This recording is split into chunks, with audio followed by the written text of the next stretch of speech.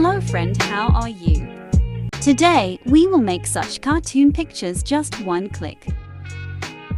An application will be needed to create this cartoon photo Toonme. And these apps are available in the Play Store. Let's start the video without further ado.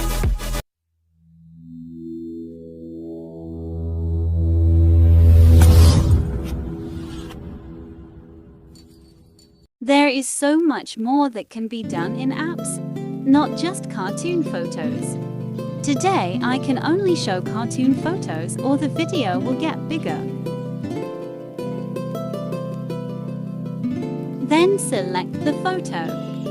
Then click the next arrow. Then Ed will come here. You have to wait for 5 seconds.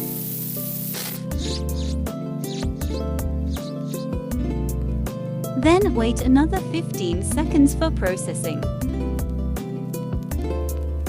When the processing is over, you will see a Cartoon 6 design photo in front of you. Select the one you want, then the final processing.